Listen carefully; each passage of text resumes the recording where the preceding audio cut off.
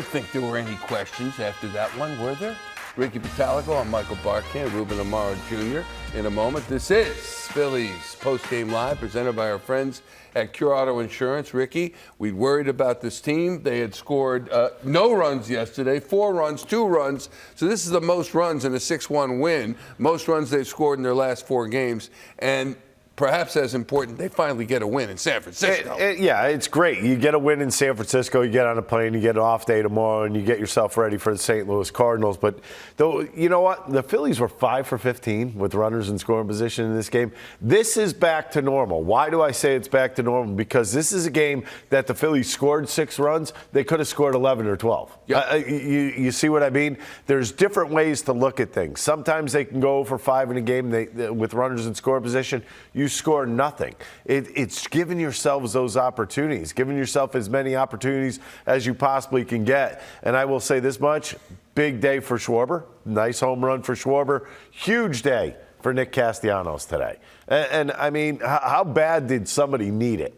When you were looking at Castellanos, sitting under 200, people were starting to jump on that, get Castellanos bandwagon. All of a sudden, he comes out and has 3 hits, almost hits for the cycle. I mean, pretty impressive day for Nick Castellanos. Sure was. Impressive day for Ruben Amaro Jr. calling this game with Tom McCarthy. Let's go to Oracle Park to talk to the Oracle. There he is. Ruben, can you hear us?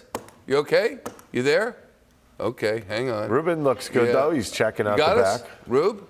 There he is. Beautiful. Right. Oh, maybe not. We had a little technical difficulty. That's okay. It happens. There he is. It happens. Let's talk about Cristopher Sánchez to start. 3-3 is the record. 2.83 is the ERA, and it looks like he is getting better with each start. He really is. I mean, there's no question about it. This was just a beautifully pitched ball game. The confidence with which he is pitching now on a daily basis every time he gets out there. Love that his velocity is now up to like 95 to 97 on his fastball and that sinker. He's always had the great changeup, but it gets better and better as it goes. And he actually threw a bunch of cutters. I mean, he had abandoned that pitch, and one of the reasons why he wanted to add that pitch was to try to get the right-handers off of his changeup. And he sort of abandoned it during the course of spring training because he lost the feel of the changeup because of the position of his hand. But today he had it working, and his slider was even working well as well. So great job of throwing strikes and going after the hitters and getting outs. This is really efficient. Just a super job, and you see a lot of this guy just maturing on the mound as he goes. Rube, did we see a little breakout today with Nick Castellanos? Is this good news, what we saw today? Well, it could be. I mean, he said it in the postgame. He has been hitting the ball a little bit harder, more consistently, barreling the ball up a little bit. But the very first base hit was a base hit to right, was a good sign. He's a guy that he can be one of the better hitters, right-handed hitters. I've been saying it all year long that at some point that, his numbers are going to be where they need to be. I know it's been a very slow go for him in the early part of this season, but if he can get things going, that would be huge for this lineup. Also, 1 through 5 today, Rube, 7 for 23, and they knocked in 5 of the Phillies' 6 runs. And it started with Kyle Schwarber, and I don't know what's gotten into him average-wise. Certainly we expect the power, and we saw that today. But he's getting on base via the base hit and the double and, of course, the home run.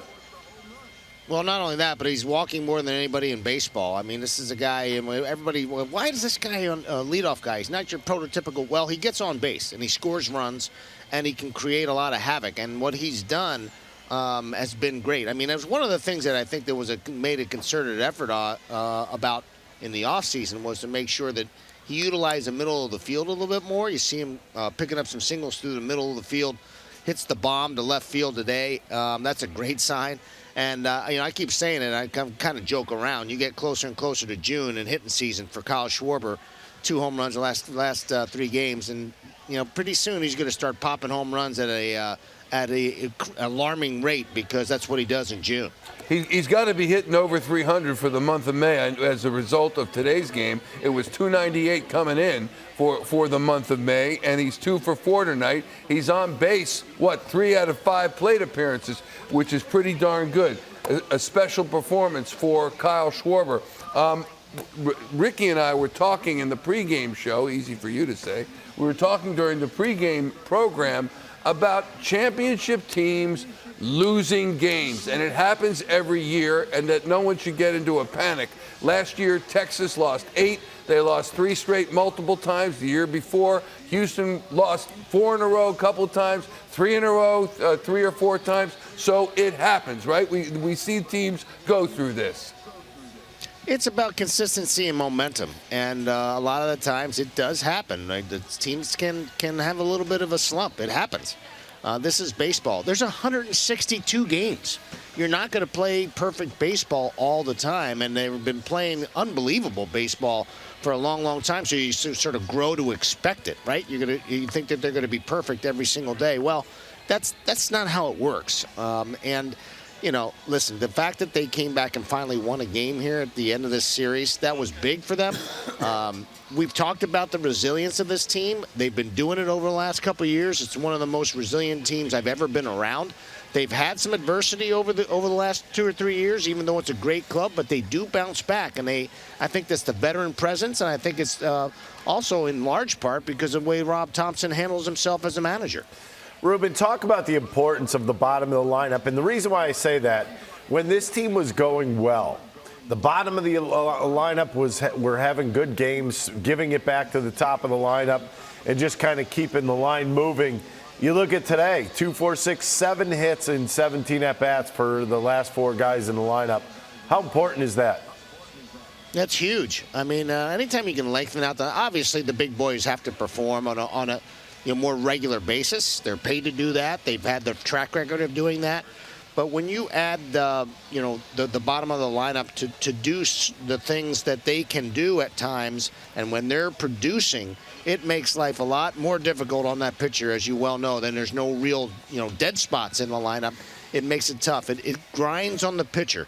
And that's what they did against Harrison today. They grinded on him. I know they didn't score a lot of runs in the early part of the game. I felt like they had opportunities to score more runs, and they did not, but they kept grinding after it. They kept getting after it, and finally pulled away there at the end. All right, kid, great job out of you. Come on home. I want you to come on home now. I'm glad you're back. I'm glad I'm you back. Forgot some things when you're out there in Greece. Well, that happens. You know what I mean? I was there for my niece's wedding, by the way. I just didn't fly off to Greece on a whim. Just wanted you to know. Okay. Okay, there you go. I'll see you when you get home. Ruben Amaro Jr. joining us, of course. See you later from Oracle Park. Let's talk a little bit about except for the 6 runs, there were some fireworks in the 4th inning. There were some fireworks. Off the knob of Bryce Harper's bat, which was Kyle Harrison pitching. And as I said pregame, we didn't know Kyle Harrison from George Harrison this time last year. But here's Harper, and look at the count, Ricky Bo. Well, this is a count. 1-2. You're going to come up in it. Okay, I get it. That's not. I mean, I know Bryce is a little ticked off at that one. I understood that one. At least you're trying to move him off the plate, trying to open up the outside part of the plate. This I don't understand. What don't you understand? Somebody should get their kicked. Who's that? Who should? I'm a little surprised that Bryce did not take the walk. Okay, but here's the thing. All right, let me play counterpoint. When Kyle Harrison taps his chest and says, "My bad," really? That's what he did. Michael, the next time you see that pitch, I want you to take a good look at where the catcher was set up. Mm-hmm. That catcher was set up a foot outside. A foot outside. Look at him trying to reach back for that ball. That is just not even close. Right, and so you're saying the catcher set up there? The catcher said, you know what? Catchers do some sneaky things. Hang on, watch this. Right, boom. And now, he ends up grounding out to shortstop, and There was all kinds of electricity after that, thinking, is he going to hit him again? Of course, it's a different day, a different age of baseball. Back in the day, somebody would have gotten hit there, and then the Phillies would have followed suit. I'm just wondering in today's game if that's as big a deal as we might be led to believe. Otherwise, I don't know. It did hit the knob of his bat. It seemed like everybody kind of wanted to get in it for a little while, and then all of a sudden it's like everybody wants to get out of it. Yeah. It looked You like either that. hate somebody or you don't. Yep. Yeah. I'll tell you one thing. Bryce was displeased, to say the least. Well, he was displeased because, let's face it, I mean, you're talking about Bryce Harper, number one. He already took that one off the hand from Blake Snell a couple years ago, and that's what he has flashbacks back to. Yeah. Remember that. Right. Yeah. You don't want the season disrupted with that. What's Rob Thomson think about it? Here he is in San Francisco postgame. I guess first off, what did you make of all that drama in the top of the fourth inning? Did it seem like it was? That's baseball. Yeah.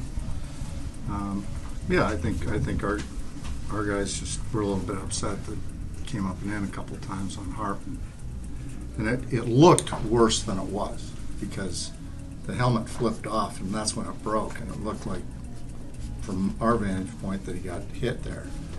So I think everybody kind of got bent out of shape a little bit, but everything calmed down. From your perspective, did it look like a pitcher just struggling with command, or That's all it is. He's not throwing anybody. No way. Harper looked like also he was a little kind of frustrated in the first, both in the field and after the at-bat. Obviously the ejection on Friday has just been kind of an emotional trip for the team at large, but especially him. Yeah, I think so. And he's an emotional guy because he wants to do well, and he wants to perform for the fans and for his teammates. And when he doesn't, he gets emotional. offensively, kind of a bounce back effort today against Harrison? Yeah, it was great. Casty had a big day. Stubby got on base a couple times, hit the ball hard twice. Witt hit the ball hard twice. Schwarber leads off the game with a home run to get us going, and we kept adding on. So it was a good day offensively. Sanchez has had a really nice month, 5 starts or so. Is there something like a common denominator between all of them, you feel like? Well, there's really a couple things. His changeup has been really, really good. This kid just keeps getting better. His fastball command is really good, and his fastball velocity is going up. So there's a couple of things that are happening that are really encouraging. It seemed like he was also able to get ahead today with his slider, too. Yeah. Was that like the best command he's had of his entire arsenal? I think so. I'd have to go back and look at it, but I think just watching it from the side, I think that was the best command he's had all year.